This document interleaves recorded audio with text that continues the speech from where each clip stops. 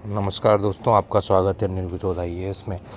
और जो कल एग्ज़ाम हुआ है असिस्टेंट रजिस्ट्रार का यूनिवर्सिटी ऑफ दिल्ली का, तो उसका आज आंसर की आ गया है और उस पे आज हम लोग कुछ बात करेंगे और बात करेंगे कैसे आपको ऑब्जेक्शन डालना है, उसकी क्या प्रक्रिया है और कुछ ऐसे क्वेश्चंस जिस पे आप ऑब्जेक्शन कर सकते हैं। मेरी नज़र में हो सकता है इसके अलावा भी कुछ क्वेश्चंस आपको गलत लगे, लेकिन जो मोटा मोटी मैंने कुछ क्वेश्चंस देखे हैं जो लगता है कि उस पर ऑब्जेक्शन आप कर सकते हैं। तो ऑब्जेक्शन की जो लास्ट डेट है वो आपको 13 नवंबर है, 5 बजे शाम तक आप ऑब्जेक्शन कर सकते हैं।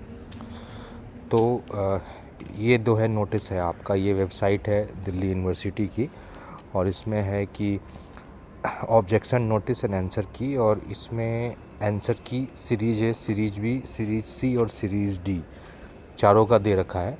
तो यहाँ से आप अपना मार्क्स भी कैलकुलेट कर सकते हैं। और जो ऑब्जेक्शन नोटिस है उसमें ये है कि जो आंसर की है वो 10 तारीख को यानी आज रिलीज हुई है, और जो ऑब्जेक्शन की जो है वो 13 नवंबर को 5 बजे तक, आप 5 बजे शाम तक आप कर सकते हैं। इसको वेबसाइट है उन्होंने दे रखा है, जहाँ पे पहले आपको जाके फ़ीस जमा करनी होगी, यानी हर एक क्वेश्चन के 200 रुपये। यानी अगर आप 2 क्वेश्चन या 3 क्वेश्चन अगर आप ऑब्जेक्शन करते हैं तो 600 रुपये पहले आपको वहाँ जाके जमा करना होगा। और फिर ऑब्जेक्शन के एविडेंस उन्होंने एक ईमेल आईडी दे रखी है, उस पर आपको मेल करना होगा। जो ऑब्जेक्शन की जो ईमेल आईडी है वो है objection@exam1.du.ac.in। इस पे आपको ईमेल करना है और उससे पहले आपको fee.du. ये जो लिंक है, इस लिंक पे जाके लॉगिन करके आपको अपना जो भी रोल नंबर और पासवर्ड, ईमेल आईडी जो भी है आपका, जो आपको आपने एडमिट कार्ड के टाइम में किया था, उस लिंक पे जाके, और इस लिंक पे जाके आपको प्रति क्वेश्चन के हिसाब से 200 रुपये के हिसाब से फ़ीस जमा करनी पड़ेगी। और जब आप ये फ़ीस जमा करेंगे उसके बाद आप ऑब्जेक्शन कर सकते हैं। और इसमें क्या है कि आपको जो कुछ क्वेश्चंस हैं जो मुझे लगता है कि शायद गलत हैं, मैं वो इसमें डिस्कस करूँगा। और ये ऐसा नहीं है कि ये क्वेश्चंस मतलब या तो आंसर गलत दे रखे हैं या फिर इसके more than one answer correct है। तो उस केस में आप इसको देख, जैसे ये एक क्वेश्चन है सिनोनिम सब्स्टिट्यूट, तो इसमें फाइन जो है, फाइन इसमें इसका इन्होंने सबटल दिया है, सबटल भी हो सकता है। और अगर आप हिंदी में पढ़ेंगे तो उत्तम, उत्तम का सिनोनिम जो है वो सर्वोच्च, सर्वोच्च भी हो सकता है। उत्तम का जो समान पर्यायवाची है वो सर्वोच्च भी हो सकता है। और सूक्ष्म, सूक्ष्म तो हो है ही वो, अगर आप इसको इंग्लिश मीनिंग में देखेंगे तो फाइन का सबटल है, तो उत्तम का सर्वोच्च, सबसे अच्छा भी हो सकता है। मतलब ये एक वन वे ऑफ आर्टिकुलेशन है, मैं ये नहीं बोल रहा हूँ कि सबटल इज़ इनकरेक्ट।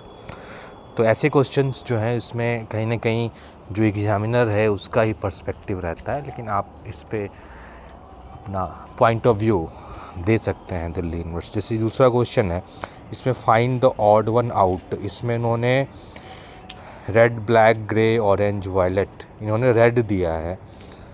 तो हाँ ठीक है, ये भी रेड ब्लैक, रेड भी हो सकती है, इसमें ब्लैक भी हो सकता है, क्योंकि आपने पढ़ा होगा विबग्योर जो होता है, वायलेट, इंडिगो, ब्लू, ब्लीन, जो विबग्योर में रेड आता है, ग्रे भी आता है, ऑरेंज भी आता है, वायलेट भी आता है, लेकिन ब्लैक नहीं आता।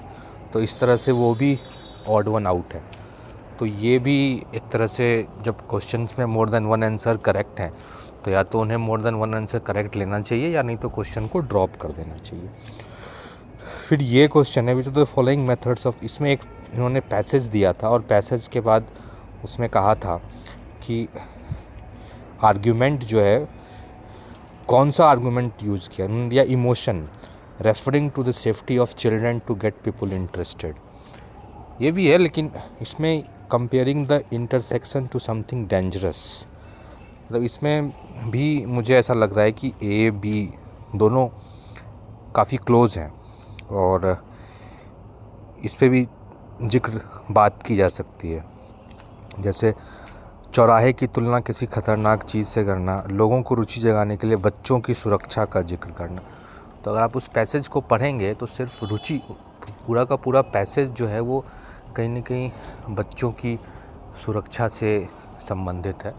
तो इसमें ए जो है एनालॉगी है वो भी टोटली इनकरेक्ट नहीं है। तो आप दे सकते हो, ऑब्जेक्शन हो सकता है कि आपकी पॉइंट ऑफ व्यू को वो एक्सेप्ट ना करे, हो सकता है करे भी। फिर ये एक क्वेश्चन है इन्फर्मरी का, इन्होंने सर्जरी, डिजीज़, पेशेंट, रिसेप्शनिस्ट, तो इसमें इन्होंने शायद पेशेंट दिया है, इसमें डिजीज़ भी हो सकता है, फिर ये क्वेश्चन है who is regarded as the father of the Indian national movement, इन्होंने बाल गंगाधर तिलक दिया है, महात्मा गांधी भी हो सकते हैं। और इसके अलावा आपको दादा भाई नौरोजी, जिन्हें grand old man of India भी कहा जाता है। तो आप इसको चैलेंज कर सकते हैं, मैं ये नहीं बोलूँगा कि आपकी जो चैलेंज है उसको यूनिवर्सिटी एक्सेप्ट ही करेगी, लेकिन आप अपना व्यू पॉइंट रख सकते हैं। अब ये क्वेश्चन है, इसमें है कि sum of the two numbers is this, there HCF is this. तो HCF यानी कॉमन फैक्टर, यानी जो दोनों नंबर है वो 23 का मल्टीपल है। तो 23A + B is equal to 552। जो मान लो नंबर है x और y, तो x is also 23 times A and y is 23 times B, और जिसमें A और B में कोई कॉमन फैक्टर नहीं है। तो A + B, और अगर आप 552 को डिवाइड करोगे 23 से तो एक आपको नंबर मिलेगा। तो उसमें मिनिमम नंबर ऑफ पेयर्स, तो इसमें मतलब इसमें भी आपको करेक्ट नहीं है। जैसे आप 552 को डिवाइड करोगे 23 से तो 52 एंड फिर 49 आएगा, 23 23 डिवाइड बाई 55 डिवाइड बाई 23, तो 23 × 2 46, और फिर यहाँ पे 9 और 92, तो 24 आएगा। और 24 में A + B is equal to 24, और A + B दोनों को प्राइम होने चाहिए, दोनों में कुछ कॉमन नहीं होना चाहिए। तो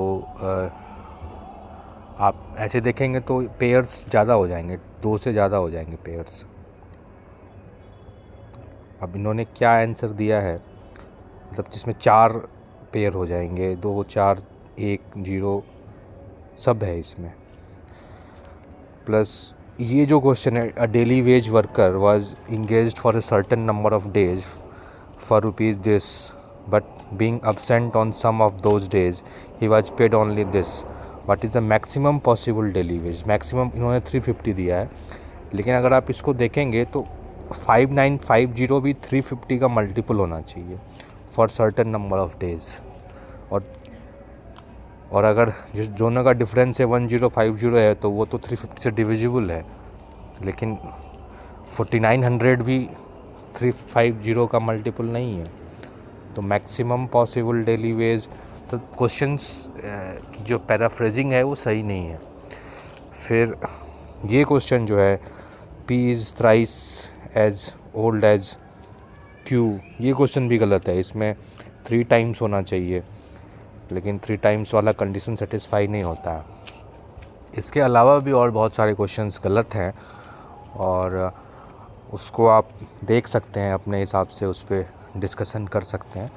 और मेरा अभी भी मानना है कि जो कट ऑफ है, अगर हम कट ऑफ की बात करते हैं तो अभी भी मुझे लगता है कि कट ऑफ जो है आपका वो आफ्टर आंसर की आने, अगर यही सेम आंसर की रहता है तो मैं बोलूँगा कि 280 इज़ अ सेफ स्कोर, 280+। इससे नीचे भी जा सकता है, लेकिन 280 इज़ अ सेफ़ स्कोर, और जो 280 ला रहे हैं वो पूरी तरह से मेंस में लग जाएं। और ये जनरल कैटेगरी की बात कर रहा हूँ मैं। फिर ओबीसी में आप 270 मान के चलो, 265, फिर उसी प्रकार से ईडब्ल्यूएस, एससी, एसटी में वो कम होते जाएगा। लेकिन 280 वाले तो पूरी तरह सेफ़ हैं, इसमें कोई डाउट नहीं है।